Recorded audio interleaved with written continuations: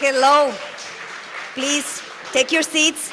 Hello, ladies and gentlemen, and welcome to our 5th episode of the 3rd season. For the 2nd time in this gorgeous big hall, again, there are no places for everybody. So welcome to Pitch2Pitch Startup Competition.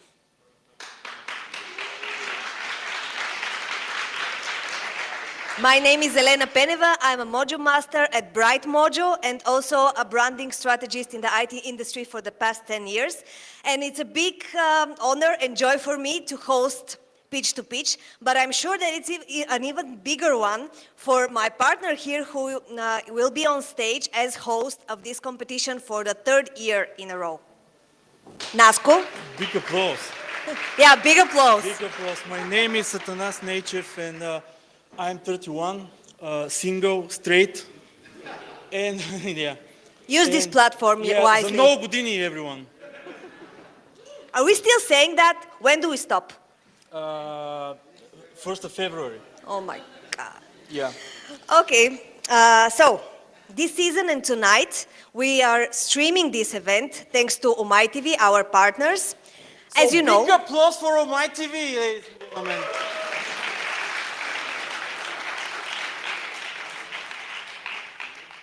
So stop the sound of your phones, but do not turn them off because, as you know, Nasko, will you say it? Yeah, of course I will say it, because every spot here, not every seat, every spot here could be a winner. And tonight's award is, so one of you could win 1 week pass for all networking premium locations, and you can search them right now to see that they are so beautiful.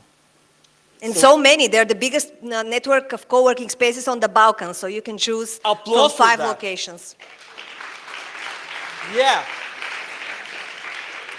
So how you can do it, how you can win? You can go to ahaslides.com/P2P vote and vote for your favorite startup. And this is how you can win this amazing award. And by the way, if you look closely with your binoculars, you can see there a QR code. You can scan it if you have a camera on your phone. But just in case, ahaslides.com/P2P vote. Yeah. Okay, you ready? Okay, nice. No, again. So, ahaslides.com/P2P vote. We have judges, right?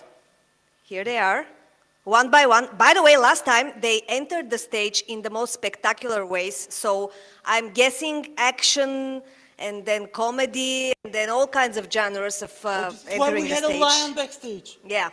I don't know for which one of them, but let's start with the first one. You could say that he's a lion as well. Victor Mane from Impetus Capital. Big applause for Victor Mane, our talisman. And next is Thomas Tsanev, angel investor and former vice president at Citibank. Big applause. Javor Gochev from Innovation Capital. Stoyan Nedin, Vitusha Venture Partners. Happy New Year, guys. David. And Angel Hajiev from Seedblink.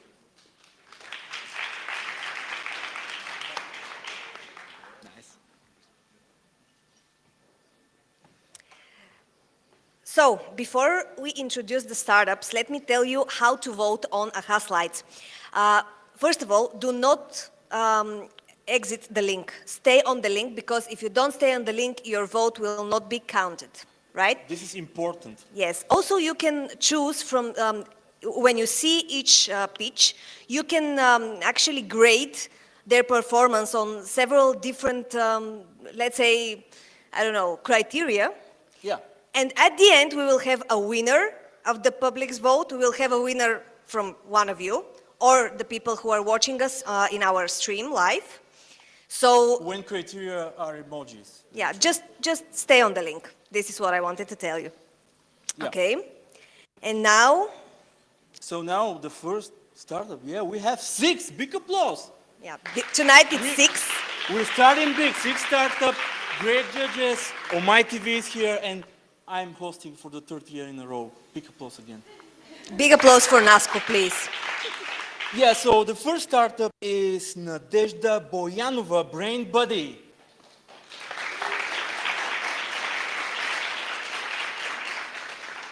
Is Nadezhda here? Yeah, Please you welcome can on come stage. on the stage, yeah. This is a pitching competition, actually, not a sitting competition. Big applause again for Nadezhda Boyanova and Brain Buddy. You have 1 minute.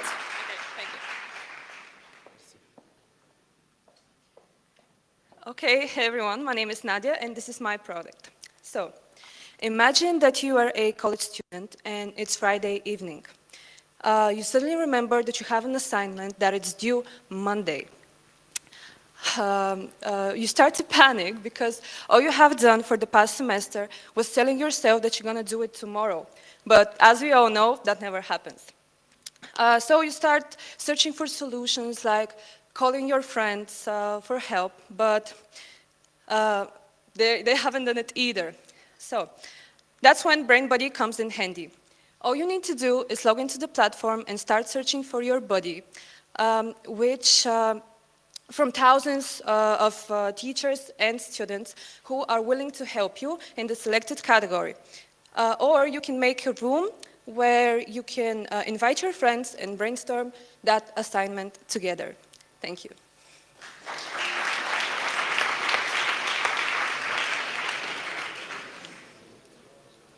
So I'll start. Do we hear each other? Yes.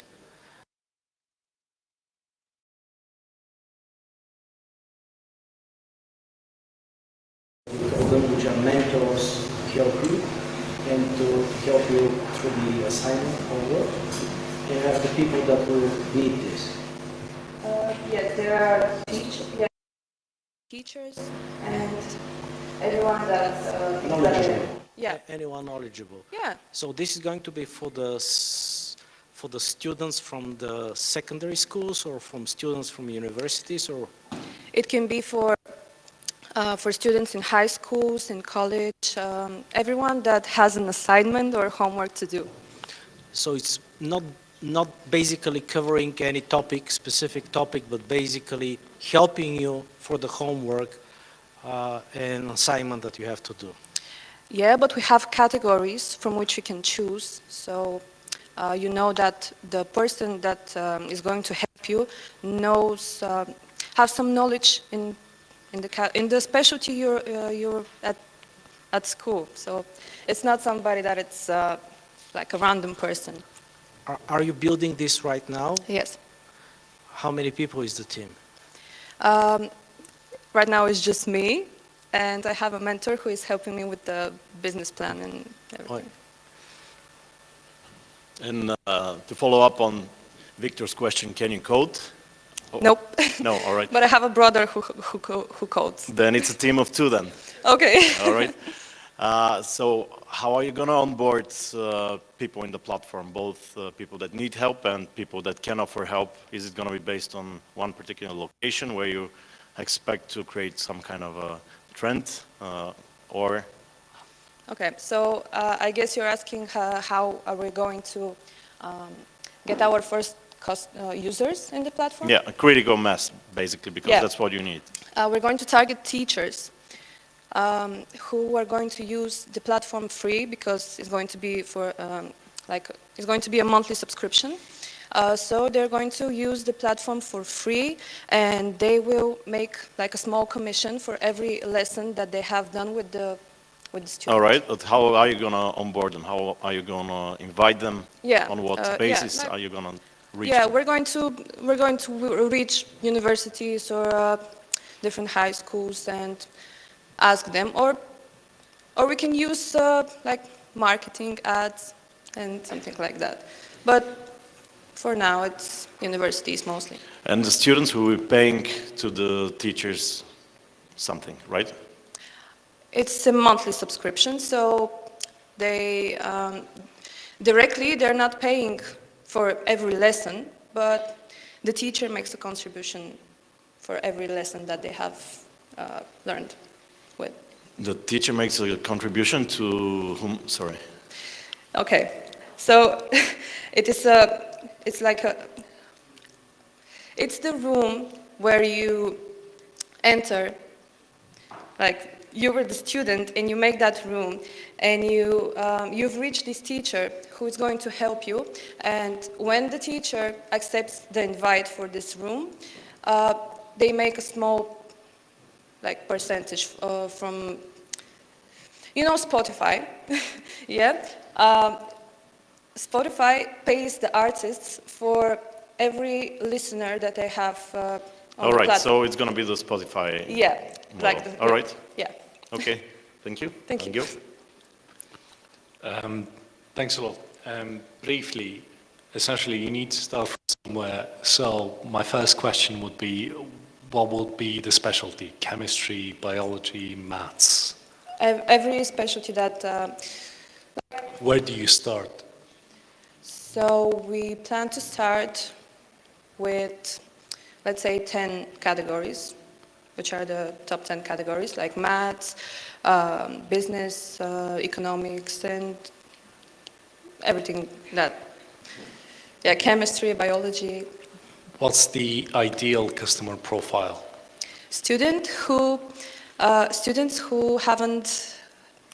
haven't studied for the semester and they need help for a short period of time. Good. How do you ensure that the teacher is available at that particular time? So it will be, I would presume it's the end of the semester, Yeah. where everybody is busy. yeah. So with the growth of the platform, okay, I get your point. So we have to make sure that from the start we have a lot of teachers who will be available to help the students. So that's what we're going to do. We have to make a lot of teachers use the platform. Yeah. Thanks. Okay. Just a short one. What are you asking for right now? Do you need any help, support, fundraising, money? What do you need? Yeah, right now I'm looking for a funding of 100K and a partner. Okay, thanks. Thank you, Nadezhda. Very good presentation, and thank you for coming over. Thank you. We don't have any more questions, do we? Thank you. Thank you.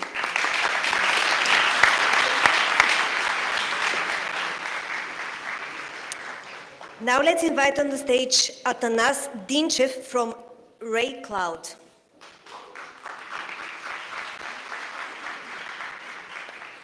Good luck. Thanks. Hey, everyone. Ooh, that's a big voice I have, apparently. So, do I start right now? Sure, There's no go time. ahead. Okay. My name is Atanas. I'm one of the founders of Ray Cloud.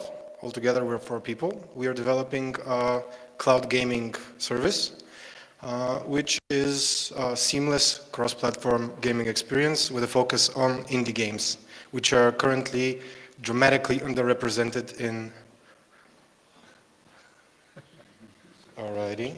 And the clock is not working, so you have all the time in the world here. I'm confused. There's something moving there, but anyway. Indie games are underrepresented in competitive cloud gaming platforms. What we do is we allow our users to play and access a variety of games on pretty much any internet-enabled device. In terms of the business model, the easiest way to describe it would be by comparison, and here I'm going to hit you with something that you just heard, which is Spotify, but this time it's for gaming. And when I say that, what I mean is that we charge a flat monthly fee, and then we do profit sharing with the developers, which essentially allows them for the first time to monetize their content based on playtime instead of ads or the typical premium single purchase model, which is currently dominating the gaming space.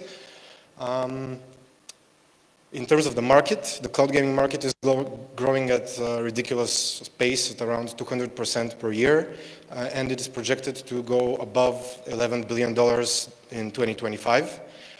Within this market, we are targeting to create a platform for indie developers which is very accessible and welcoming, and basically allows them to easily monetize their content on demand. During the past 6 months, we have been developing our MVP, which already works, and you can try it out. And we've also been conducting various interviews with publishers, developers, and potential users of the platform, which gives us the feeling that we have a pretty good understanding of our go-to-market strategy. At this stage, we're looking for a flexible investment to essentially start growing the library of games, which, as you probably understand, is the most important thing, which is going to contribute to the potential success of our platform. And this concludes my pitch. Thank you. Thank you. So indie developers are independent developers, right? Or not? Not necessarily. Indie developers are developers who don't have a publishing contract with the leading major publishers. And you can think Microsoft or Sony. So you can still be an indie developer and have a publisher, but if it's not a major publisher, then you're still indie, if that makes sense. Yep. So you're pretty much building a catalog from those games where people can go and play, like players can find the game and play? Yeah, we want to bring the Spotify idea to gaming, and up until recently it wasn't really doable. All of the major cloud gaming competitors pretty much started in 2017. So it's still very early days, and there are a very few large competitors. We are betting on the fact that none of the large competitors are either open, you can't upload your game or easily submit it to the platform. You have to go through like a bunch of complicated legal stuff, and they need to want to have you there, while we are aiming to be open. Essentially an app store for games, which can be monetized based on playtime. And the players are paying for the games where they play? The main difference is that current cloud gaming platforms mostly bet on you buying the game somewhere else. What we are saying is different. We don't require you to buy the game anywhere else, but if you pay our subscription, you can have access to it. So it's pretty much the Spotify thing. You Yes. can do advertising and then make some people pay a subscription for like an upscale version of it. Or... Sorry, I didn't understand. Can you repeat? I think in Spotify you can still listen if you pay nothing. You just listen to advertising, right? Yeah, we have been considering like the lowest kind of freemium tier that Spotify has. The issue with us and having like an ad-supported tier, purely ad-supported tier, is the fact that our infrastructure is very expensive. So running and streaming games compared to storing and like streaming music is, I'm not going to tell you how much times more expensive, but very, very expensive. It's more complex. So essentially, I don't think that currently we will be able to support a pricing tier or a freemium only ad-based tier. I see. Thank you. Okay, thanks for the presentation. I have two questions. First of them, how are you gonna make sure that there are enough players and enough publishers on the platform? Because this is always the biggest problem for multi-sided businesses. I mean, how are you gonna provide people on the platform from the both sides? And then can you tell us a bit more about the team? You mentioned that you're 4 people. Can you tell us about your background? Sure. So my background is interactive application development. I was running a small studio developing basically any type of real-time interactive application for advertisement and culture. We've been doing everything from set design for operas and theaters to projection mapping, like promotional stuff for Nissan and Audi. So my background is real-time computer graphics, and my team's background is full stack web development, DevOps, and game development in 3D. Those are my 2 other technical co-founders, and we have a 4th co-founder who is also an entrepreneur, Teodosiev, who is an alumni of Y Combinator, and he's kind of our main strategic voice within the company. Helps us to essentially target the American investment market. And to go back to your first question, which is how are we going to go about getting people, I don't really think it's going to be that much of a difficult issue once we have a library. So in our case, chicken or the egg. In our case, the first thing that we need to do is essentially onboard developers and publishers, essentially. And then with advertisement, we are going to be able to get people on our platform, because currently the leading cloud gaming platform only has around 750 indie games. And annually on Steam, that's just Steam, not counting mobile devices and mobile platforms, there are around 10,000 games. So there's a huge pool of diversity that if we manage to onboard, we will be able to get users. Okay, thanks. And what are the business models of these competitive platforms? And why would they publishers select you rather than them?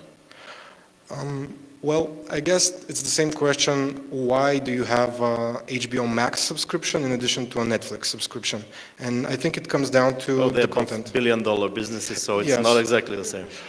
It comes down to content. You want to have access to something that's not available on one or the other. And again, our focus is indie games, and all other major platforms focus on double and triple A games. And is the business model different, like the way these platforms Yes, reward most of those publishers? platforms, in exception to actually the largest one, which is run by NVIDIA, are run by companies which are also publishers and distributors of games, Microsoft and Sony. Those are 2 and 3. The fourth is Amazon, which is kind of in the middle, and they do not profit share to developers. They acquire the rights to publish and essentially distribute the games on demand on their streaming platforms, and the developers get one lump sum. While with us, it's not like that. And how many publishers do you think you need in order to be attractive for players? I would say that anything that gives us the ability to offer more than the current maximum number of the next competitor. Currently, that's 750. So you need more than 750 games in order to be attractive? Yes, in order to have a realistic marketing statement which is competitive.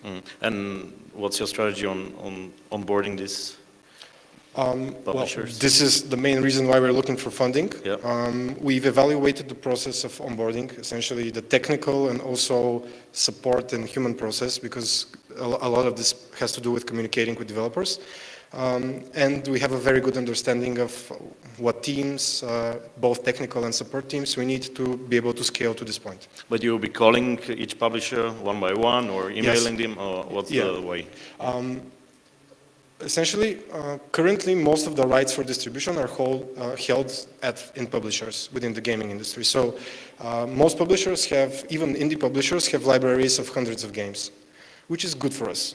So if we manage to onboard a publisher, we get access to this library to distribute. And then comes the technical aspect of onboarding, which is to go in and set up the games basically so they can run in a cloud environment. But that's actually not that slow or hard. All right, thank you. Basically, how much funding do you need? Excuse me? How much money do you need? Well, how much money do you have? No. Yeah. Okay, best case scenario for this stage of our funding, I would say $300,000 at a $6 million valuation. But we are very flexible. And this is essentially a gap stage. Flexible down. Obviously, you're investors, you're going to be flexible upwards. So, yeah, we are very open to discussions, and almost half of this investment is going to go towards me running the next funding round in other investment markets, because I believe that Bulgaria is traditionally kind of small in this sense. How much money, in your vision, will the company need? I mean, like in the next 5 years, how much funding do you need? I really don't know if I should share these numbers here, but we have a very detailed financial model and plan that I would be more than happy to share with you, and all those answers are visible there. So my next question will be, with the 300,000, are you going to onboard the first publisher or not? Yes. How many publishers are going to have with 300,000 funding? We are targeting around 100 games within a year. Which may be one Realistically. publisher, or it could be Yeah. like two publishers. Yeah, one publisher. What will be the reason a publisher comes to you?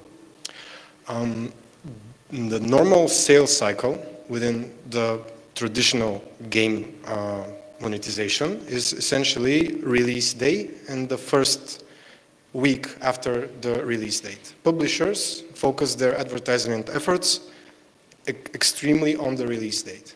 And most of the games, especially indie games, realize more than 90% of their revenue within the first week after release. And then the income trickles down because the publishers, they shift their advertisement focus to other products, games that they're publishing. So essentially the developers don't stop earning money after the initial marketing push. This is where we come in. We don't tell them that we want any exclusivity or anything like that. We just tell them, come on, get on board on our platform, and whenever somebody plays your game, you get additional money based on playtime. And our platform also gives the ability for new players who wouldn't normally buy into the experience to test out their games. So it's like, also has a social and discovery element. Okay, thank you. Thank you too.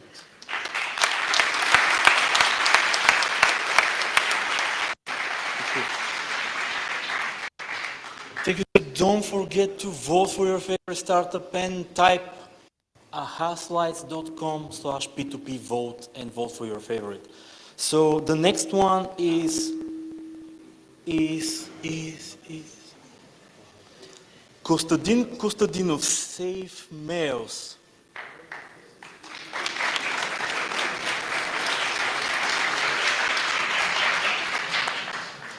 Thank you. Who is the piano player? Okay. Recently, Free Mobile from France was punished by a regulator with 300,000 euros for sending passwords over plain text. But we have a solution for their problem. My name is Kostadin Kostadinov, and our company is developing GDPR-compliant web service for integration with ERP and CRM systems to enable banks and telecoms send passwords over private emails to their customers and making the process for them secure, fast, and easy on all devices. We are similar to Zix, Proofpoint, Datamotion, Virtue. Our company was funded with 50k euro grant by European Commission for customer development and 2 paid pilots. Speak to us if you can help us get in the partnership with the ERP and CRM systems to enable us finish our customer development process and start working on our second milestone.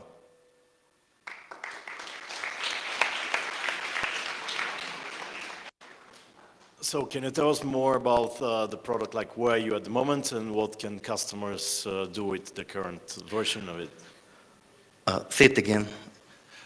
Where are you at the moment with the product development and what can customers do with the MVP of the product? Yeah, currently we are in a phase of customer development, and we have proof of concept, MVP, prototype, where customers can, well, not customers, but it demonstrates that our innovation in the process of decryption of the email is working. It is, well, the process starts with the onboarding each device, which is very popular tactics in our world.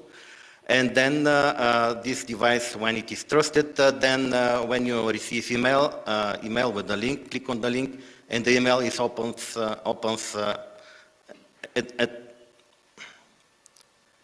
the moment. So, yeah. Actually, there is a chain of users here with the Safe Mails.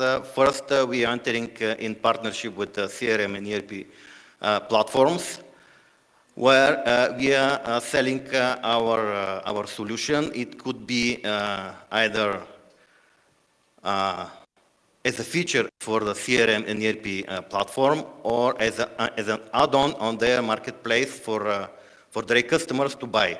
Their customers could be any business like accountants, auditors, and so on, companies and persons that are sending one-way emails to their customers. And end user is consuming the email free. Okay.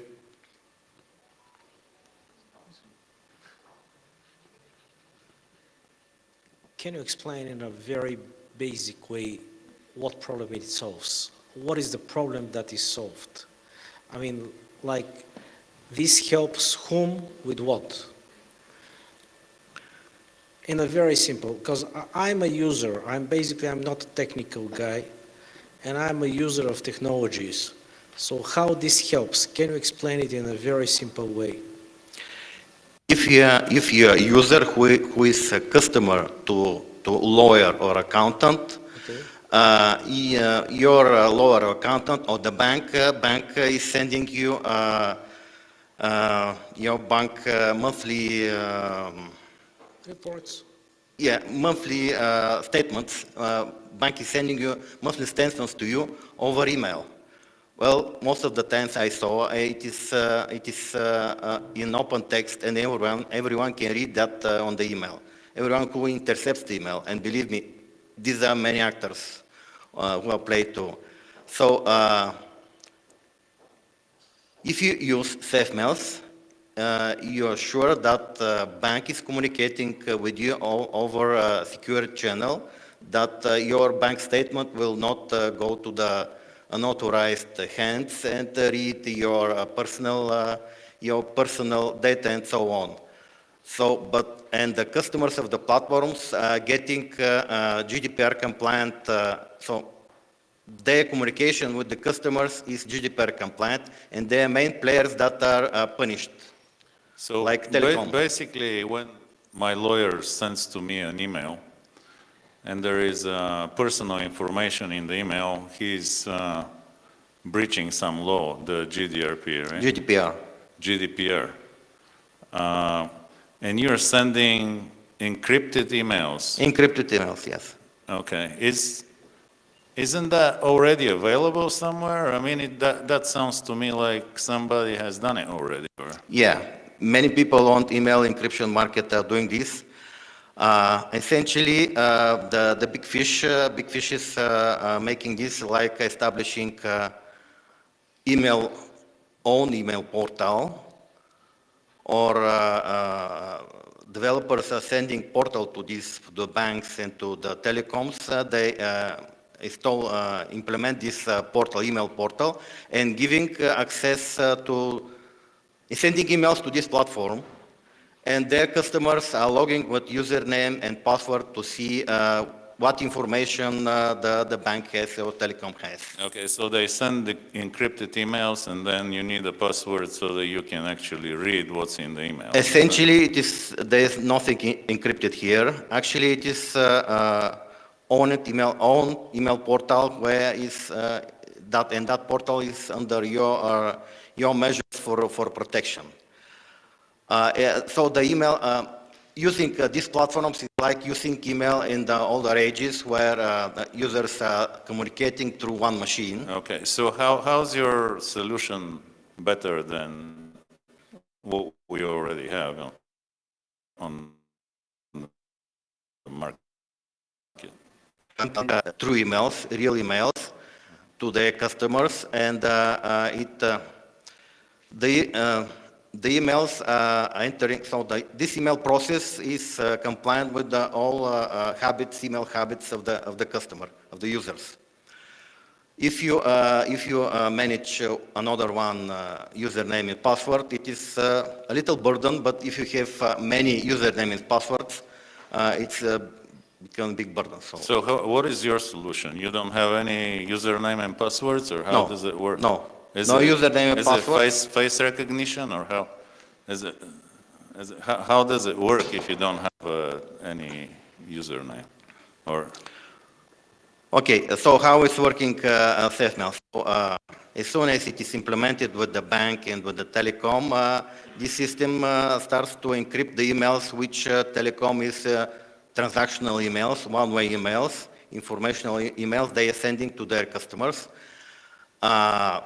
End user, when receives email, it is with link.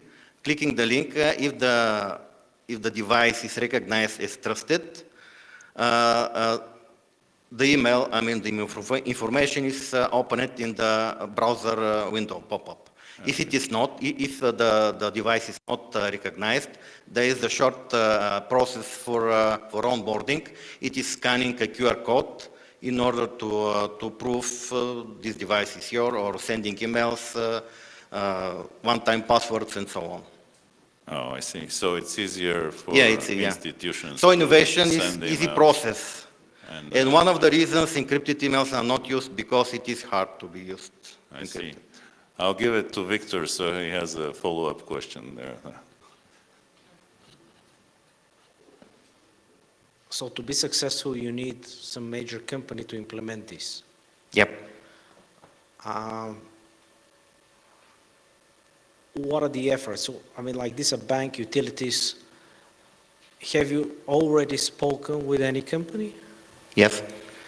What is their understanding? Because the IT teams are one of the most stubborn people that you can speak to, the IT teams of the banks. So what is their feeling? What is their opinion? Are they going to use this? Some of them yes, some of them not, because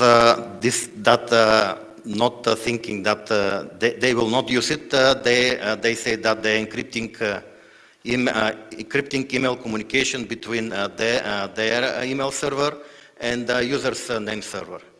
But that is not enough. And one of the companies that were punished with the GDPR was that they encrypted emails on transit, but not encrypting emails at rest, which means when they sit on the server. So to be successful, how much funding will you need in terms of for the next stage? Yeah. First, we have to define the right approach to the market, making customer development. For customer development, we can use this European grant of 50k euros, and for 2 paid pilots. So the outcomes of this will be successfully defining the needs of the customers. To tell you the truth, I'm expecting this the current architecture we are planning, we are advertising, we are pitching. It will be changed after speaking with the customers for one way, another way. So once we have paying customers, paid pilots, then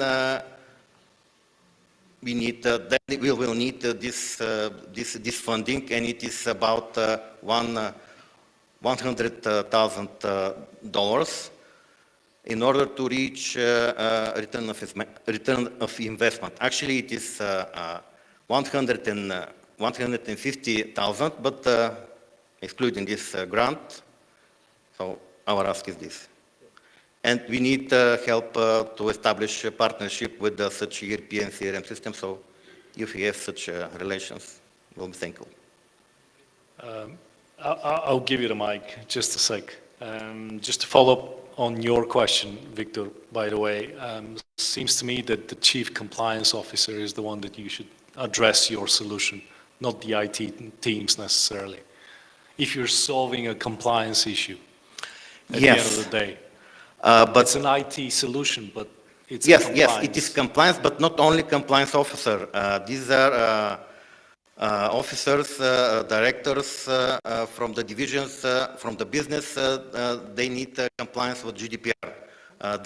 Their systems, business owners actually of this system that are generating these transactional emails, one-way emails. So.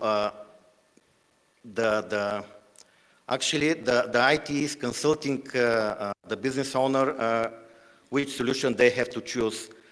And generally, business owners are choosing the cheapest and with the richer features. Well, I'm speaking from my position because when I choose a vendor, that's my point. Well, we feel, do you have any more questions gentlemen. Thank you very much. Thank you. Thank you, everyone.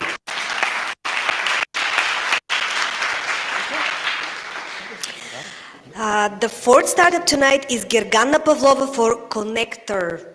Maybe this is the way to pronounce. Gergana, are you here? She's not here. Okay, moving on. Georgi Ovchev Silio.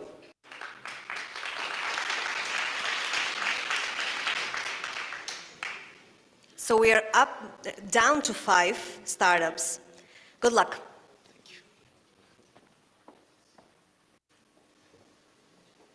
Hi, my name is Georgi and I'm the founder of Silio. I've been a software engineer for the last 6 years, and in the software industry we have a huge problem. Every time we make a change in our software, QAs make the same manual test over and over again in order to verify that we haven't broke something. Of course, this testing can be automated, but the automation process is so expensive that most of the companies face a big cost-benefit issues at some point. I started Silio to help highly growing software companies to automate their API testing while saving time and reducing costs. Unlike other similar tools, Silio analyzes your software runtime and makes automation testing a matter of just a few clicks on its user interface. Our total addressable market is $11 billion, and it's highly growing. Currently, I have an MVP and I have a pilot client. I'm actively interviewing a lot of potential clients, and I'm looking for 40,000 euros in order to grow the company in the next 8 months and find 4 paying customers at the end of this period. Thank you.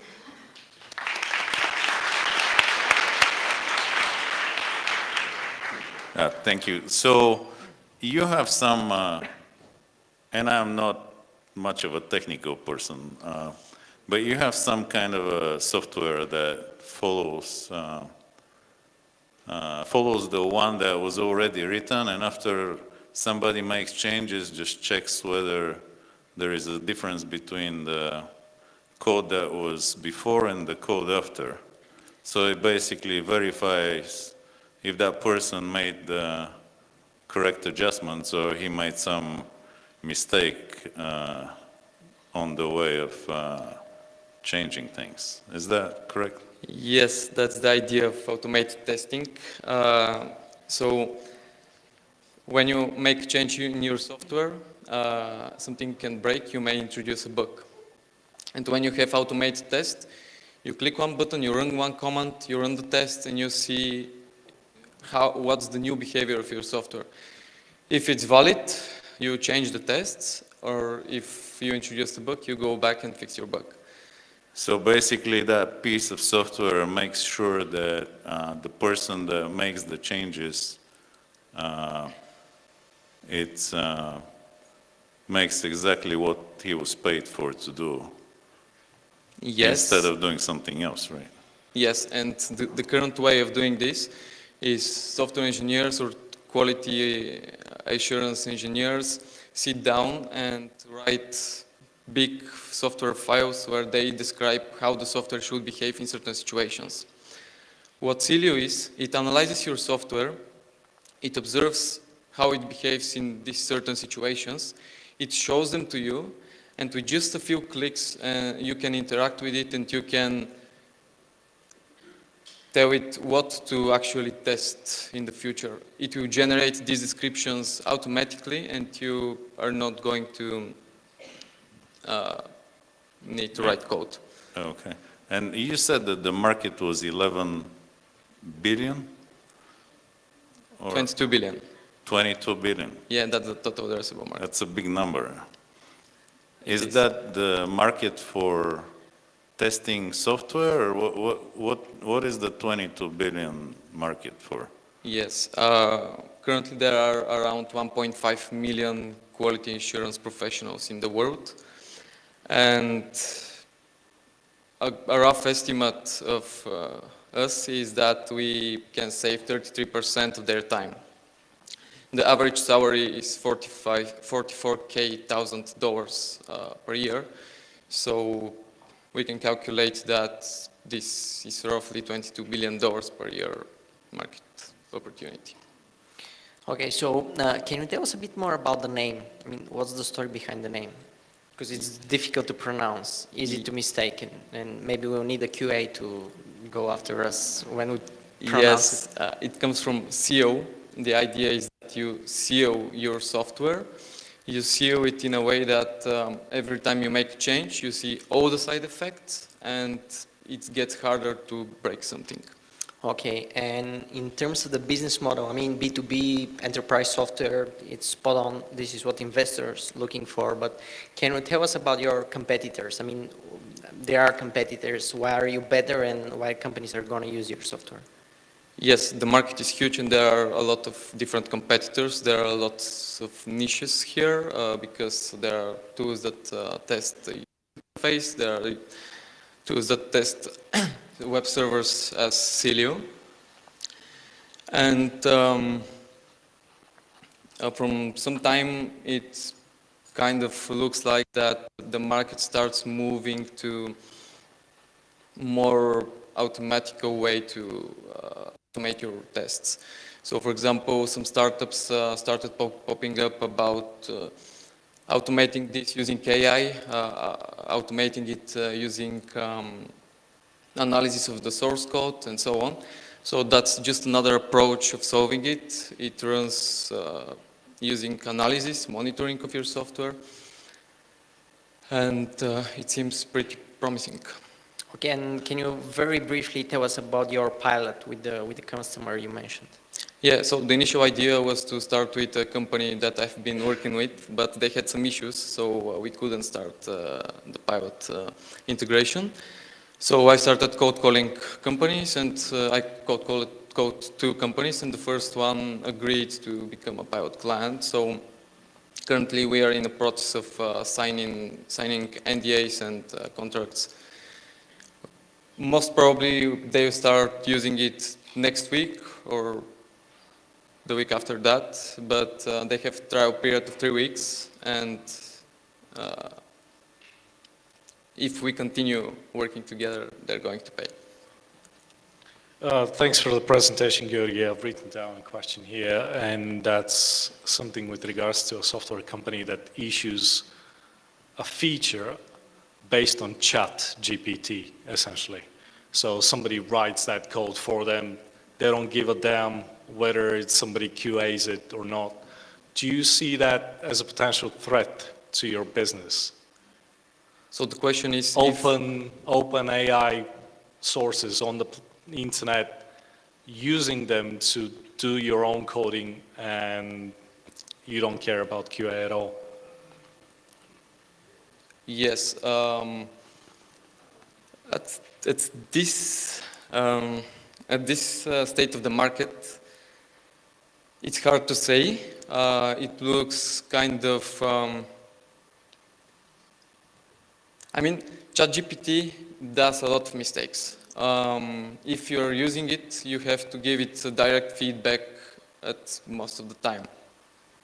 And when you give ChatGPT or another AI feedback, you again need tests, because at the end of the day, the decision is yours, and you're the last change pusher. So yeah, we can integrate this monitoring technique with AI. It can get even more powerful, but at this stage, it's better to focus on the analysis part, at least I think so. To follow up on Javor's question, can you tell us what's your closest competitor and what really differentiates you from them, and how big they are? Yeah, so in terms of direct competitors, we have one which is quite small. There is no big vendor which everyone knows or uses. And why are they small, in your opinion? Can you repeat? Why are they small, in your opinion? They were founded last year, and they raised $500K. So they are open source. They've made some design decisions that I wouldn't like to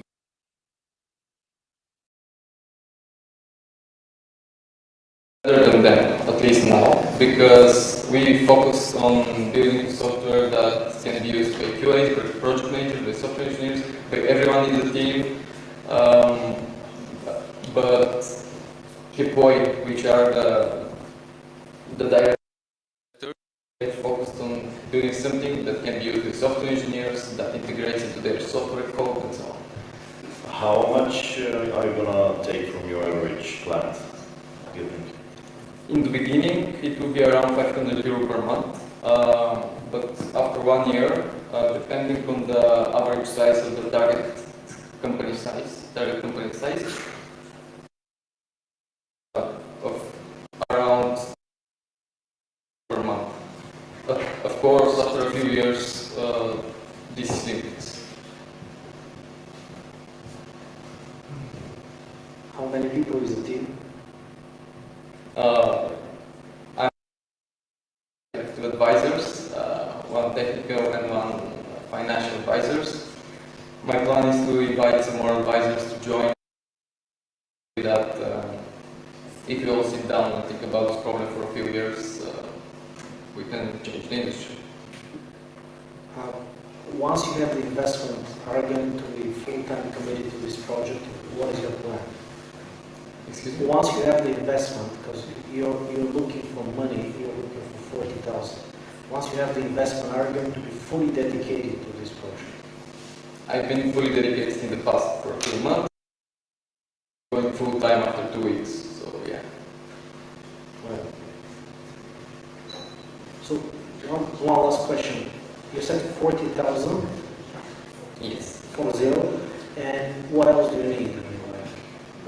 Besides that, this is going to help you how long time? This is going to help you for 1 year, for 6 months? 8 months. 8 months. Yes. Good. Thank you. Thank you.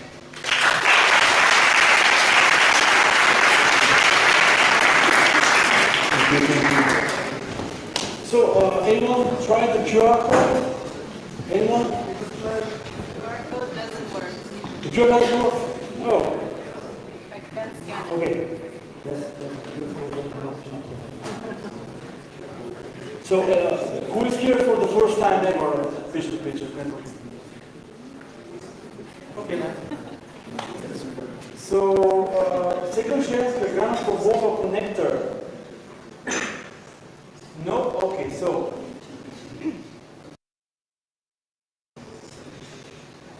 George Yurkiev, IT Fabrica.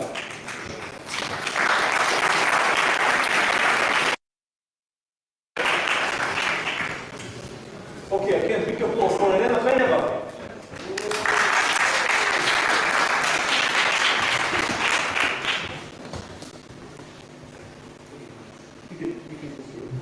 Yeah, they bite sometimes.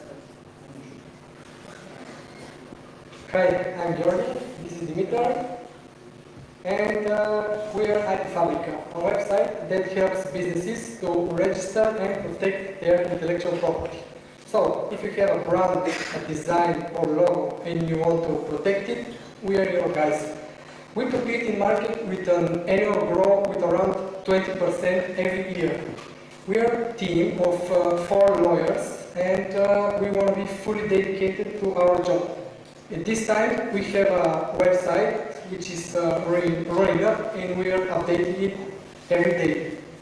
Our goal is to create a fully automated process and a seamless user journey so anyone can identify their needs and to make a request that is relevant to our business.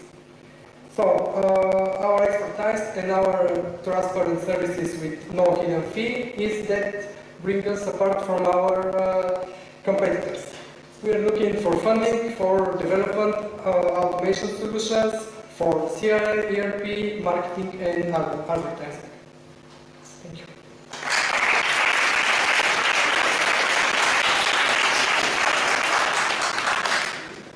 Thanks a lot, Georgi. I would presume that the law is very specific to every particular case.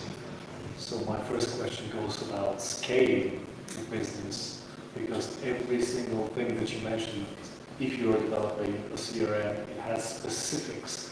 So how do you plan to make it off the shelf so everybody buys the same product, kind of standardized product, whatever that is? Because intellectual property, like yourselves, lawyers need to look down every single contract that you have.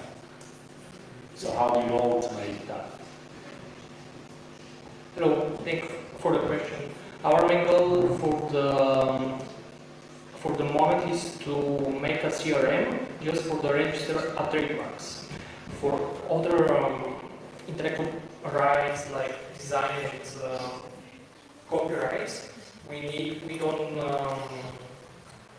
cannot make a CRM for them, and that's the reason that we are for people to do the authority.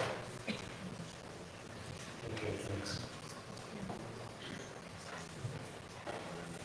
Yes, so further build on that, is your product website based on the market in Bulgaria, or is it going to be for the whole of Europe? Or, I mean, as investors, we are looking for scalability, so how much is the scalability? Because if you're just focusing on Bulgaria, maybe then the scalability is very limited. So our product is scalable all around the world.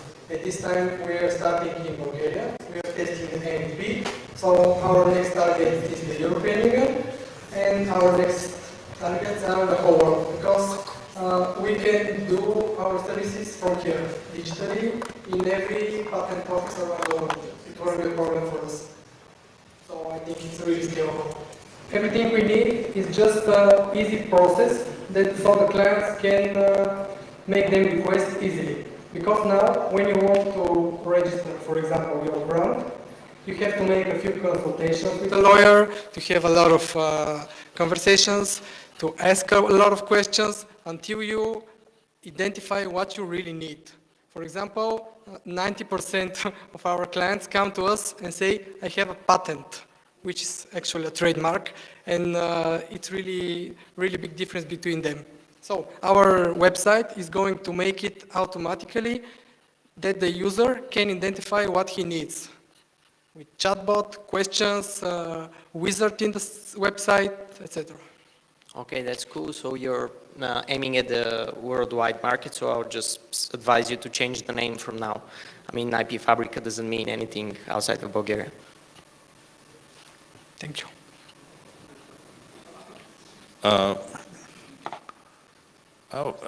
I had a sort of question, but so I dealt quite a bit with IP. I have a couple of US patents under my name. I don't know how many inventors are here in the room. So this thing, it's not going to work for patents at all. Maybe only for design patents, because the utility patents are so technical that even if you're a patent lawyer or somebody who does this, has to spend a lot of time on every case, and it's so different. Trademarks, though, are they can probably, I mean, they're a good target. I think you're on the right track going after trademarks, because you have some specific requirements there. You just have to write the name. Is it a Pepsi or something, and then just enter some pictures under which has specific rules, right? And that's probably scalable with technology. Yeah, you're right. For the patents, we want to establish a networking with tech guys with different expertise. That we're going to work with them for each case, that we cannot make any CRM or any automatization for patents or designs for now. Our main goal is to make automatization for to register trademarks. Yeah, okay.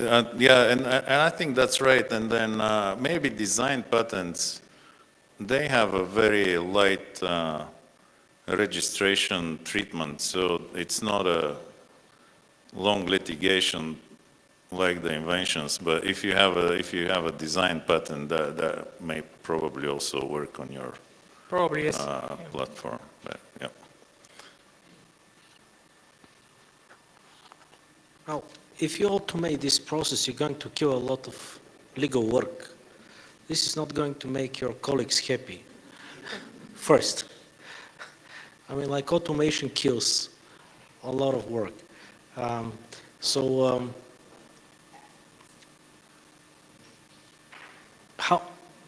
Have you assessed how much time, have you assessed what is the impact? If you have something like this, it's saving time, it's saving money, okay, what it saves? It should save time, which is money at the end of the day, but have you basically thought what you're saving? You're saving legal time for the lawyers, that not going to waste time for simple work.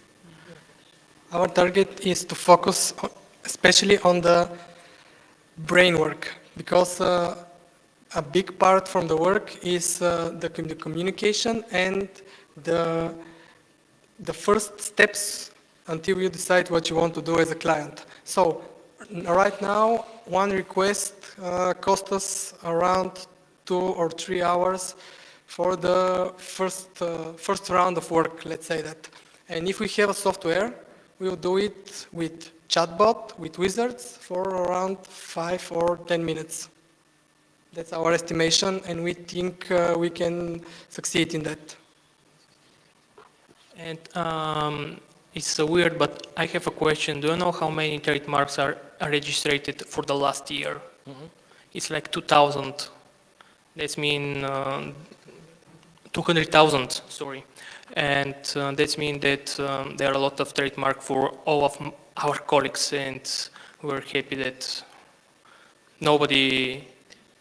Have you spoken with the technical guy, which can be an engineer behind the platform, etc.? Yes, yes. It's going to be part of the team that is going to work? No, there are outside guys that we're gonna pay them to and talk with them to create it for us.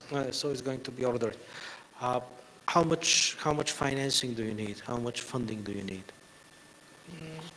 At that moment, we need 300,000 leva, and that's the budget for the first year, because we think it will be the hardest one, because we need to create the system, the website, and also there are a lot of third-party services that we need to pay for.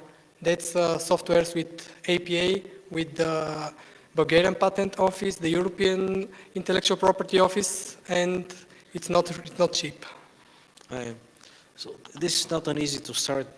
I mean, like, I see what you're doing, but it's not easy to start with this ticket to be raised very easily in the beginning, and people don't investors are not so willing to go into the legal stuff, so it's not easy. Lexus is probably the biggest invention within the legal world of making it easier, but it's far away. Do you have any questions?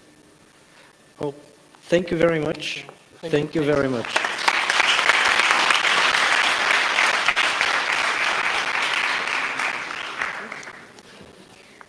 So that was the pitching part of Pitch2Pitch. And now, for our audience online who is watching our live stream, there is a very interesting part in which they will be able to listen to the discussion of the jury, which will take place on the stage. But unfortunately, all of us here will not be able to listen to it, so that's why we have a treat for you. Yeah, outside the stage, the hall here, we have a complimentary snack. It's a little treat for everyone, so be fast! So don't be hungry later. Don't go out of the link, and 20 minutes break maybe? 20, 30 minutes break. 20 is enough, right? Okay, 20. See you in 20 minutes.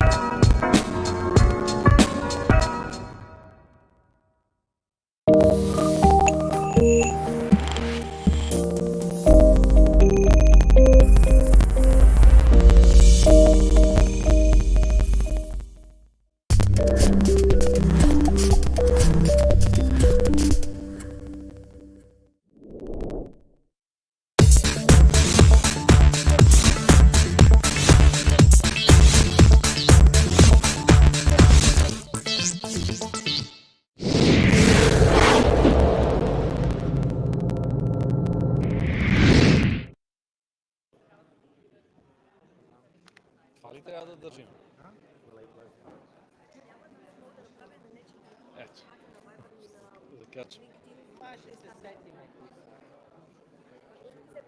Добре. Искаш ли да извадиш? Не ги разбрах. Нали всички разчитат на моите записки сега. Добре, брейнито за сега е пас по-скоро. Доста early с product development-а. Окей. Добре, махаме за всички, които гледат. Да. Да, това, което съм си записал, аз Надежда. Окей. Обсъждаме. По принцип играеме камък, ножица, хартия и който спечели, той решава. Не схванах идеята за unique user всъщност. Имаме студенти, имаме ученици, учители, ама как ще намериш тези учители точно по времето, когато ти трябват? Може би беше по-скоро, не знам дали е за ученици, учители, а просто хора, които се интересуват в някакъв топик, да се регистрират, примерно biology, някакъв aircraft. Едните да помагат на другите срещу заплащане. Срещу в някакъв Spotify модел. Групи в момента помагало, не знам си какво си там. Да. Аз за заплащането не можех да разбера кой на кой се плаща. А и тя Мисля, сама че в не екип, беше така че съвсем наградата ясно. може би няма да е На нея, супер да. по-добре. Значи, нето разбираме, че това е мънтли плащане и всъщност в зависимост от това колко се използвал, да се алокира, защото ученика плаща, а пък защото е използвал тютъри, учители, преподаватели, му се алокира, вероятно time unit му се алокира. А ти трябва да създадеш критична маса от учители, които ти трябва да се плая да е при тебе, за да могат деманда от учениците. И нямаше стратегия да почва в една ниша, което и вие питахте, защото ти да имаш критична маса навсякъде, всичко изведнъж и от supply, и от demand, и всички ниши. Аз мисля, че нейната идея беше да започне от такива ученически топики. Да, ученически, да. Ама кое е училище, кой клас, коя тема? Нямаше добра стратегия за go-to-market. По-скоро не. Според мен да минаваме нататък. Може ли веднъж само да ги изброиш отново всички? Разбира се, Brain Buddy, която беше Надежда, е първата, Атанас с Ray Cloud, с Cloud Gaming, Safe Mails на Костадин, Георги CEO, Георги и Димитър с IP фабрика и една дама не се появи, но забравих да запиша коя. Да. Първата дама беше Надежда, тя беше с Brain Buddy, мисля, че сме пас. Okay. Гейминга. Аз си записах много неща тук с Атанас, той ми направи добро впечатление. Момчето поради няколко причини. Първо беше обмислил MVP-то, има go-to-market някаква стратегия, която е конкретна, не е да обхвана абсолютно всичко. Не знам дали сметките му излизат с това, с тези пари да може да фане един пъблишър и това са около 100 игри. За да може да прави нещо, той трябва да има 750 минимум в крайна сметка. Това са неговите изчисления, което означава, че няма да му стигнат тези пари, определено да стигне до този първи етап. И да имаш unique selling point пред някакви много established платформи са трудно, а другото е, че user acquisition в gaming, вие знаете, много се състезават за този юзер. За това внимание е много скъпо да се акварват. И ако не си нещо невероятно като геймс... Целият бизнес модел на гейминг индустрията и на публишинга, защото както pay-per-view, така е тук pay-per-playtime, което е супер различно от това, което се прави в момента. Но пък са 4 човека, което е интересно. Нали, от по-напредналите са от тази група, да. Наградата на тях да е полезна. Значи наградата е... Място в нетворк. Да, всъщност ние в този контекст също го мислим. Което, нали, ако имат екип, би било по... Да. Аз също ми се стори, че това момче наистина знаеше за какво говори. Беше много напредък в материя. Да, направо беше плашещо. Мислил е за фримиум сегмент също, което ми направи добро впечатление. Да, защото най-лесният начин да имаш юзър е да го пуснеш фри, нали?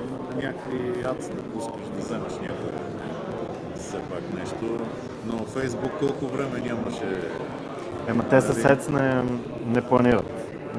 Защото нали казаха, че точно сървърното време и сториджа е много скъп. Именно И с това стриминга стриминг на гейм не става. С Ads не работи. Да. Трябва да се Означава, че плаща. е влязъл много дълбоко и го знае, че това нещо е много скъпо. Да. Че няма да стане. Да. Трябва някой да е готов да плаща. Ти какво трябва ти сървъри, така ли? Трябва Много, много. Всичките 750 Гейминга е много тежко. трябва. Ако имаш 10 000 плеера да работят, това е много експенс. Едно време, ако си спомняте, имаше едни Java игрички и ти имаше сайтове за игрички. Ти влизаш, има 100 някакви уебсайт. Той Google Chrome, когато не ти работи интернет, пак имаш някакви Java игрички. Ама аз нямам приложение за игри.bg. След това трябва само да се удрим на страна, може да говорим за цена. Да. Добре бе, Каме, отварям скол. Извинявай, Каме. Извинявай, ще взимам ти бяла, вече имаш. Добре, де, ама ето с Камен си обсъждаме Quark. Да. Те какво правят? Те точно решават такъв проблем, че оптимизират сървърния ресурс. Необходимостта от сървър. Да. Нали? Всъщност те могат да се партнират с такива пичове, така ли? Могат да се партнират, да. Окей. Добре. Силио, да, добре. Това е good. Това е good. Да, good. Safe mails. Благодаря за въпроса, Викторе, защото аз щях да задам същия. Какво решавате в крайна сметка? Не разбрах, нали? Най-накрая успя нещо да обясни човека, но за мен това не се продава на IT хора. Аз си го представям какво предлага, но не си го представям. Може би решението му е добро, обаче това в този момент всичките ми сблъсъци с банки и големи компании, когато определено то е compliance, обаче през IT-то минава и IT-то убива там някакъв да комплектира. IT отдела им, който трябва да вземе решение, ние това ще го прилагаме, пък той иска да смени цяла начин на комуникация. И всъщност... Амбициозно много и то sales cycle с тези е много тежък, трябва да си много напред, за да можеш да продаваш. И не мисля, че са много добри в това да го обяснат. Окей. Мерси много. Да не се плювам сега с нищо. Според мен знае какво прави, защото от индустрията е доста опитен, просто можа да го обясни особено на английски. Не успя много. Но не мисля, че по него му трябва coworking или каквото и да било от тези неща. Добре, пас. Георги от Силио. На мен ми хареса. Въпросът е competition, иначе по-скоро изглежда в час и амбициозен и може да направи някакъв продукт, където да е somebody out there. Не вярвам, малко че е трудно да един комп. Но, не. 100 на 100. Аз познавам три. Да. Един компетитър, който го прави този automation. Аз QA automation е big. Обаче това момче ма спря миналия път, като бях тук. И ма пита, вика тук как се идва на този competition. Така ли, от теб ли да иде? Някакъв линк, нали, запиши се. И неговата идея ми звучеше много интересно, въпреки че аз не разбирам. Не, QA е big, това да ти кажа, че е голям $1 billion market, for sure. Има много QA tools. На мен ми изглежда, че по-скоро е набарал някаква ниша, където може да се позиционира. Тоест, може да е one of the many players, ако прави конкретна ниша. На мен ми изглежда по-скоро част ми изглежда и амбициозен. Искаш да кажеш, сам че си ако коди вземеш нещата. само код R и чекваш само R, примерно, или чекваш само SQL, това ли имаш предвид, ако е набарял някаква ниша? Това да стане най-добрия в определен... Да, в определен QA да прави. Той какво каза там? Връзка с... Определен инструмент е това нещо, т.е. това не е цялостно решение. Може би никой няма да има цялостно решение, обаче има човешко участие. Но вероятно така, че има различни подходи, различни инструменти да се действа, да не справиш. Но като си има предвид, че в coworking има софтуерни компании, той би могъл да намери, нали, поне хора, където да го тестват. Пилоти, На мен по-скоро ми беше от фаворитите. На мен също, ако искате две награди, този и тия с игрите при нас. 10к май беше, нали? Тоест 40к. Не, имам пред наградата, фонд е 10. До 10, може и 2 и 3 да дадем. Да. Последното е в IP фабрика, което scalability ми е номер 1 issue за мен. Да, смисъл, че е проблем. Значи, това, което между другото е готино, човек трябва да се поговори с тях. Ако те могат да скелват това нещо на европейско равнище, да си файлваш трейдмарк, това ти е само за фирмения знак. Това е само да си файлваш фирмения знак. И ти казваш, че това е стандартен процес, който може само няколко снимки и да напишеш текста. Става точно с 2 имейла и половин часа с адвокат работа. В смисъл няма какво да автоматизираш комуникацията с крайния клиент, може да си автоматизираш вътрешно процесите ти, за да си по-ефективен. Те казват, че... Те искат да автоматизират работата с клиента. Аз доколкото разбрах, има API от патентното европейско може. където могат направо да ги... Може и аз познам такива, да ги поддържат. Има такива, които ги правят. Какво правят, ама не автоматизират. Не автоматизирали са си, те си развили бекенд процеса. Тоест, аз казвам Виктор, искам да ми запазиш някаква Innovation Capital и Виктор си пуска QRI-то, има ли го Innovation Capital, къде го няма, това му сплюва, ако го няма, аз му потвърждавам и той си го заявява. Това не е ли като хостинг?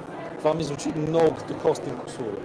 Проверявам дали имам ABV. Стъпки в процеса гледат да застъпят. Нали, по-холистик гледат да го направят. Нещо от този тип е, това не е 300, много е 300, според мен. Ако се автоматизира, е нещо прекрасно, не е нещо огромна част от правната работа, една малко хубава част от правната работа. Като процес и процедури по файлване, това може да се направи, заслужава си, но... Значи в Америка със сигурност има такива, защото като напишеш трейдмаркет и пише $45 file your trademark, има такива 1000. Да, не е нещо юник. Аз мисля, че те повече от трейдмарк таргетират, но не мисля, че успя добре да обясни. Да, защото повече от трейдмарк ще бъде много трудно. Повече от трейдмарк ще се опитва да помогне на клиента през чат-бота. Да насочи, да му каже стъпките за това какво според нуждите му, да му каже какви стъпки ще трябва да прави, които вече много от тях няма да са automated, obviously. Да. Те покрай трейдмарк ще вземат и друг бизнес. Ще се стане това дали е сервис бизнес, да. Досие, нали? Те казаха, Тук го има момента, нали, ако искаш да се чуеш с адвокат, дали ще пишеш на чат-бота си. И дали ще разчиташ, че е сигурно. Да. Като ме оставяте сам на летището. Да. Разчитах на чат-бота. Okay. Тоест, спраха всички полети на Мюнхен и опашката пред Customer Service, значи всички полети спраха. Опашката пред Customer Service е безобразна, защото тя ми навсякъде казва на 15 минути. Обърнете се към чат-бота. И накрая викаш... Там е предефинирано дърво от случаи, които лесно могат да се управляват. Днеска спряха в целите щати полетите ги признаха, не знам дали да. Нямаше проблем, няколко хора видях, че летят днеска. Ами те, някакво, но са приземели. Да, няма да... Наскоро и Клауд и Георги Силио. Да, аз съм за. Окей. Гейминга и QA Automation. 2 по 3. Нека да все пак да има първо място. По-готино. Айде 4. Аз съм по-скоро за QA Automation. Мисля, че по-трудно ще е. QA, който е младежен. Силио и... Окей, значи определихме един да вземе 4, другия 3. Въпросът е сега кой ще е първия. 5 и 2 да ги направим, да има първо място. Distinguished. Добре, ако имаме само едно. На мене ми хареса, аз ви казах, аз вече си имам фаворит. Аз съм с QA. Силио, да. Аз съм с TS Gaming. Айде пак, ти си десайдер, да, Виктор. Не го разбирам изобщо. Виктор, ти си десайдер. Другото не разбирам. 2 на 2. Аз ще кажа, че бих бил за гейминг. Защото ще играм по това начин. Но... Не за QA. Той в QA показва някакво много добро поведение и познание, все едно, че има цял екип за него. един момент се оказа, че няма екип, който означава, че като има екип, те трябва да бъде много интересно управление. И вече затваря клиенти, което е много различно от другите. Той от QA е... Аз го подготвих се. Да. Значи, QA е 4. Не имах предвид, че ние са 4 човека, може би да имат повече. Моля? Бенефит. Чакай сега. Какво разпределяме? 4-3, какво е това? Те Хиляди. ще са необходими офис space. Получават кредити за coworking. Именно. Да. То е... Начинът на намисъл направо Томас, който казва, че поне 4-мата са повече. Да, така. Като количество хора и офис спейса ще има по-ценно. Така е. Ама все пак първото място си е символично. Също така. Между 4 и 3 няма голяма. Хубаво, айде 4 и 3 го. Да, въпросът е за кого? Аз съм за Силио. Вие сте... И за кой си? Сега. Дръмрол, нали идея? Ние сме 2 на 2. 2 на 2 сме. След като... На практика на твоите мечти ще кажи, да. Той вече реши. Това е 4. Добре. Така? 3 за младежите. Добре. Гейминга трябва да вдигат много пари. Ако не се справят с малка помощ, която дали ще е 3 или 30. Той ли беше който каза, че финансирането колко му трябва общо? Гейминга. Да, гейминг. Каза, че има сметки, но не иска да ги шерва тук. Той каза мисля за финансиране. Не, той каза първата сума, но голяма, защото всъщност се установи. Нещо за 6 милиона, ти ли ми каза? Не, той каза, Той си го каза, 300 за valuation. 300 хиляди на 6 милиона. Обаче това всъщност въобще е само начало.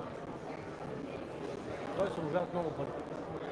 Той ще трябва да се нуждае от поне, разсъждавам от вас, може би 4-5 милиона, за да докаже хипотезата си да се случи в големия мащаб. Разсъждавам от вас.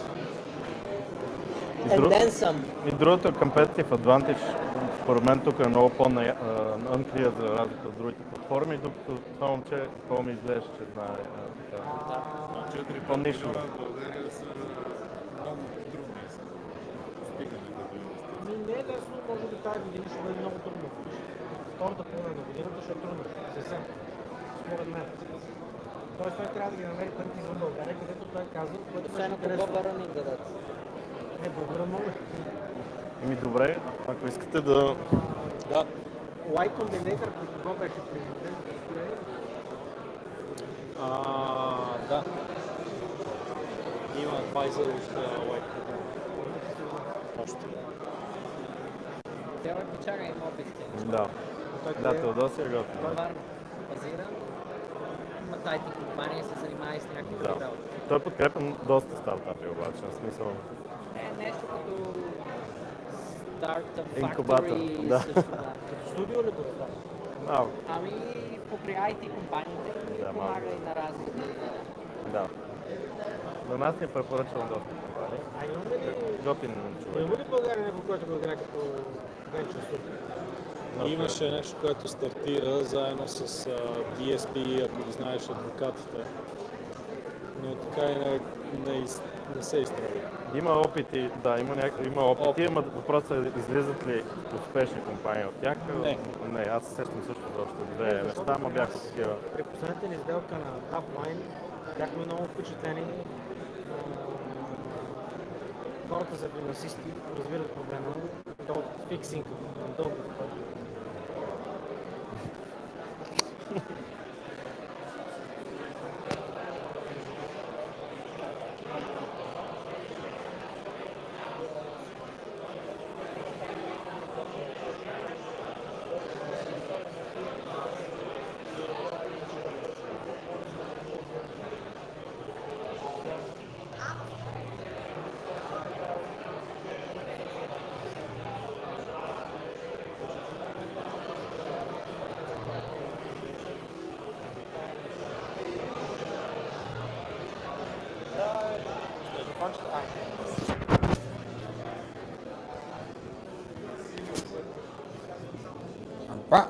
Ти знаеш ли как се спела? Кое? Да не бързаш.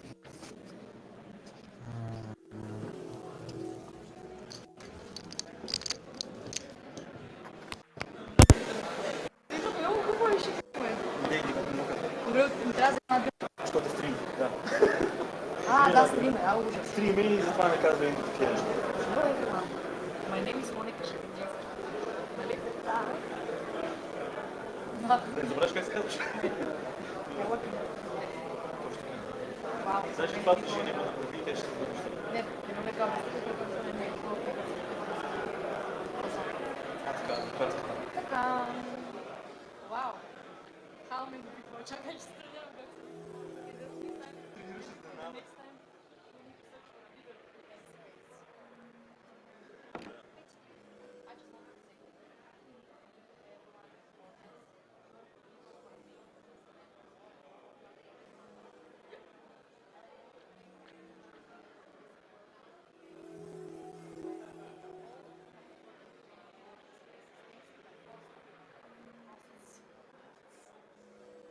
Аз съм към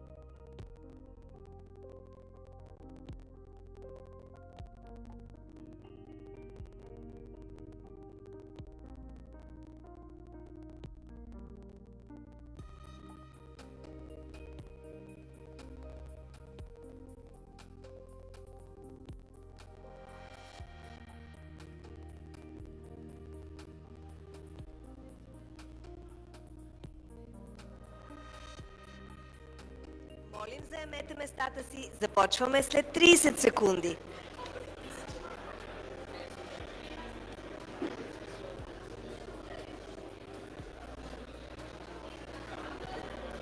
Драги пасажери, излитаме след една минута. Моля, затегнете коланите и седнете по местата си.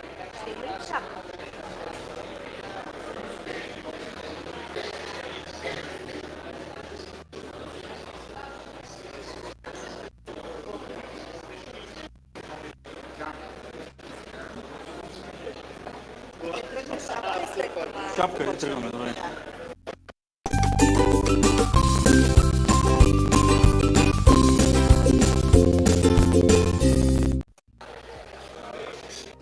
Ден си ми се скара.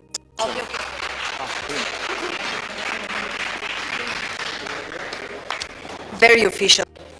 Hello again. Hello, hello. Back in the game. Now, as usual, we are starting with one of the, let's say, sweetest awards, the Audience Award. So let's see what you guys think. Oh, we don't have a screen. So maybe we will see what is the result Who is that guy? of the HDMI? voting. Hitachi. Now we have to see the results of the voting on AHA slides for the best pitch, and also we will see who you think is the best pitch tonight, and we will invite them on stage.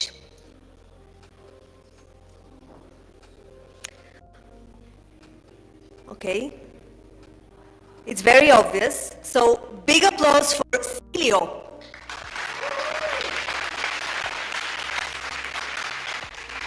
Celio is the startup of the audience.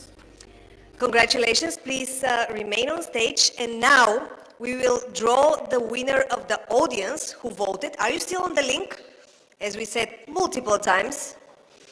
If you are, then you can actually participate in the draw, which is happening right now.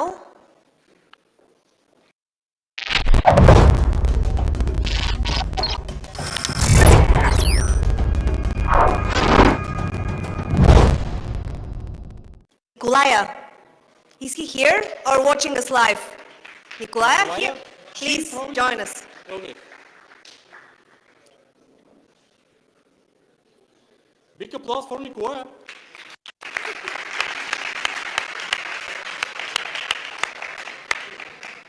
So you know your award. It's 1 week at chosen or more than one chosen location of Networking Premium here in Sofia. So you have to speak with the team of Networking Premium and you can get your award. Applause again. Nice. And now more awards. Yes, actually tonight there are many awards and big awards. So let's start with the first one, no? Actually, we wanted you to stay on stage because the first one is always for the audience's choice. So it is from, please on stage, Danil Haji Atanasov from Founders Institute. They always give their award to the audience favorite. Hi, my name is Danil. Yeah, you can come here. Oh. Yeah. I'm going to be Stage changed is on yours. stage. Okay. Yeah. So my name is Danil. I am representing Founders Institute, although I don't have my t-shirt with me right now. As some of you may know or not, we are probably the biggest pre-accelerator in the world, which makes us an ideal place for people with an idea stage or maybe an even further down the road. And yeah, that's kind of it. I'm very happy that we're going to grant this round's award to Celio, which is a free spot in our next cohort, which starts in April. So, yeah. Applause! Congratulations, Celio. You can also stay on stage because there's a few awards, but you can also go up and down, and it's good for the health. I don't know. It's up to you. Yeah. Okay, next one is Mila Petrova team up.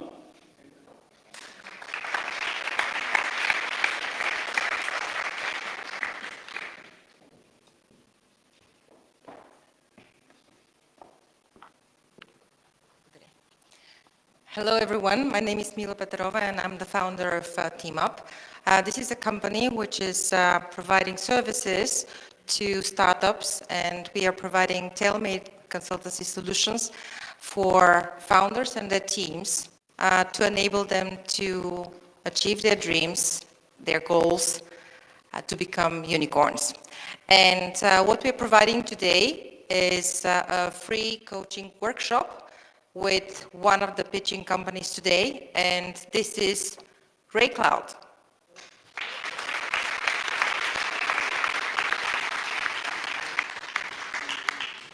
Thank you very much. Както се разбраха, отскоро. Това надявам се никой да не го чу. Congratulations, RayCloud. Please welcome on stage Anna from Grantiv, who's giving the next award. Yeah, Anna is far away, so big applause for Elena Peneva, who made it recently.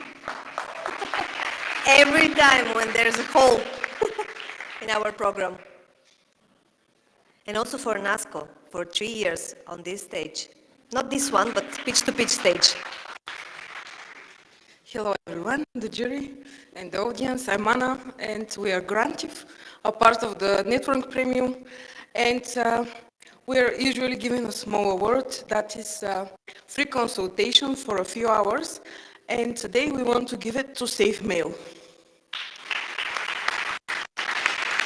Congratulations, Safe Mails.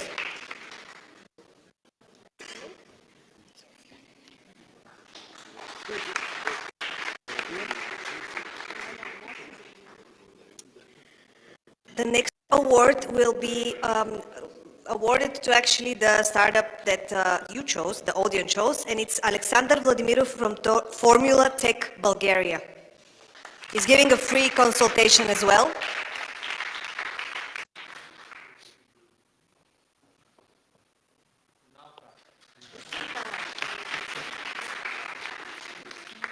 Hello everyone, it's my pleasure to be here for the second time in a row. There was some really amazing companies today, I think, just same as last time.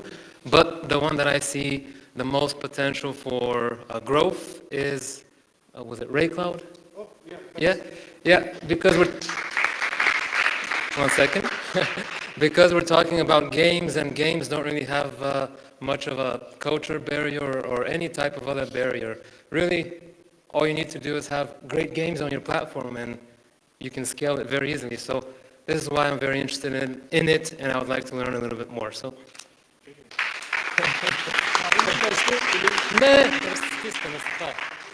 That was the twist.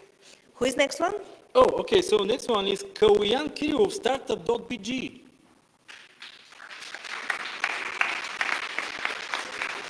Is he here? Maybe not, but for sure you will all receive his wonderful book for, actually also called Startup.bg, right? I'm not sure, but probably. So many twists. I don't know which genre it is. Ventsislav Nenko from Omai.TV is also giving an award? No, you're not? Why? Who wants to give an award? I'm joking. Okay, the last of the smaller awards is from me because Bright Mojo turns 1 today. So I'm giving an award to Celio as well. You have a branding consultation. And now, for the serious part. Are you ready? I hope you are. Victor Manev? No, Victor it's Manev, not still? not Victor Manev, no, but... Another twist. Yeah, I think before Victor Manev, we have a special announcement from Monica Shekerjisky. Hello. Wow, the people from here look a little bit more. Good evening, everyone. Thank you for attending here. I think maybe for the next pitching event on the next 11, we'll need a bigger event space. And I want to thank to a lot of people, but I will start with the audience because you are the people who are making this event more and more popular with every month. I want to thank also to the jury for investing your time, especially to Stoyan and Victor for investing your expertise within our contests. I want to thank to all the team of Networking Premium Co-working. I want to thank to the streaming team, Omai.TV. And I want to thank to one person who is not here, the founder of Pitch2Pitch, Emil. And he's always sharing with us a couple of different facts every month, so I just want to share with you what I read a couple of minutes ago. Maybe some of you might know that Sofia is within the top 50 digital nomad places in the world. And as I know, yeah, it's a good thing, yeah. Yeah, big applause for Sofia, everyone. But this is the good news. The bad news is a couple of months ago, we were on the 30th place, and I checked 5 minutes ago, we went down to 41st place. We are still above London and Budapest, but we deserve more, right? So I want every one of you to take your phone out, okay? I will ask for a big, big favor. The lady with the blue blouse. Yes, I'm watching you, everyone, amazing. And the guy there with the t-shirt, with the beautiful picture. Yeah, with the round, yeah, you see me, okay. Okay, everyone phone is here, right? Okay, so here we have a QR code you can scan. One of the major factors for this ranking list is the ranking in the co-working places in the city. So, by voting for us, for Gurku Panorama location, you will help not only us, but also Sofia. And you have right now 1 minute. I'm still observing you, by the way. And just to throw in that everyone who is voting right now is winning a daily pass in Gurku Panorama, which is upstairs, because I saw we have only one winner. By the way, that's my favorite location. I love it. I was just there. So We have another one, but I will share in private in the roof party later on for those who wants to join. So give you a minute and just want to thank you for the love, for the support, and wishing good luck to the winner. Apparently, the QR code is not working, so I guess you have to go in an extra step, find us on Google Maps, and do it the old-fashioned way. Thank you very much. Yeah, actually you can use Google Lens, but the people with Ogriska cannot work with it, so I'm not sure.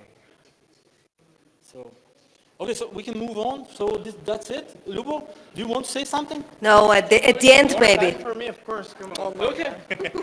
Hi guys, hi everybody. I just wanted to mention a couple of things. A few months ago when we started planning Pitch2Pitch for this season, we thought we were going to move here in this hall and that it is going to satisfy our needs for the next season. Fast forward 2 episodes since we moved, that's no longer possible. Like there is an angry people there, people that couldn't find seats there, also angry people there. I'm Lubomir Georgiev, and I am part of the networking premium team. Nice to meet you. So, fortunately for some and unfortunately for others, we will have to start thinking about getting bigger and bigger. Maybe, I don't know, if you have any suggestions, I'm open for a discussion.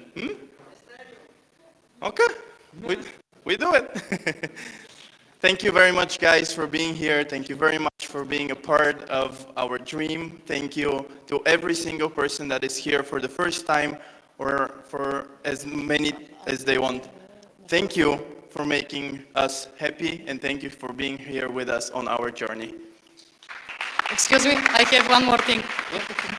Because something is stopping my plan to save Sofia, we'll leave the laptop at the exit so you can vote for us and win your prize. Bye-bye. Have a nice evening. Okay. Big applause for Monica and Lubo Georgiev, really. Okay. So now, the big awards, I kindly invite on the stage our talisman, Victor Manev, to announce the big winners. Yeah. Thank you for the time and thank you for being here. I'll be short and concise. Usually this award goes to a very specific way of the way we judge, and let me repeat this, we're doing this each time. We're usually judging on whom we can help the networking premium, and this was initially considered by Emil when he started this, like which company will need it most, the space, the opportunity of meeting other people, that will help them grow, develop their relations, and eventually successfully grow up and find funding for their development. So basically, the ones that are not awarded does not mean that they're not good. Simply, we take it in a very special way of thinking from networking, whom we can help most. And the award is in the form of a credit for using it and using the networking space across, and I think that across the spaces. We have 2 awards, and the small one that goes with 3,000 level award is Ray Cloud. Ray Cloud, congratulations. Yeah. Big applause again for Ray Cloud. Now, we had a huge debate. We were like 2-2, and I had to break and make a decision who is going to get the big one. It was close draw, basically. Cilio is getting 4.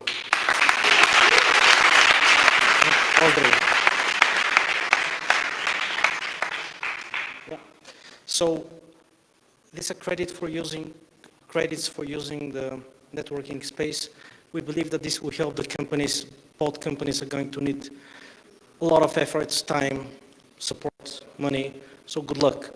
Now let me invite to the stage all the participants tonight to make the big picture.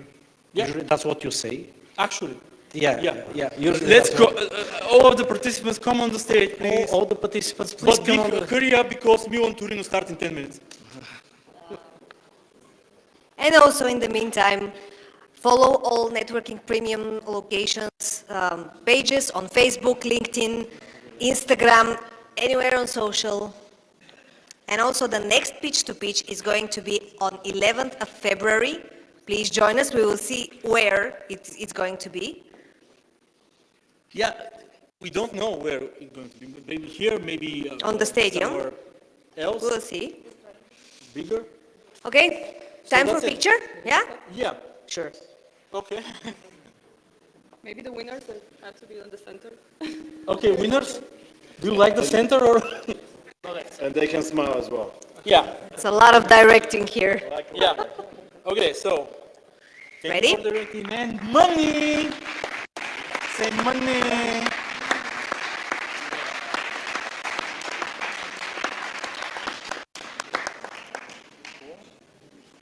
Thank you very much for our audience, and also if you're interested in the discussion of the jury, you can watch it online in our streaming and our video from this Pitch to Pitch. See you in February.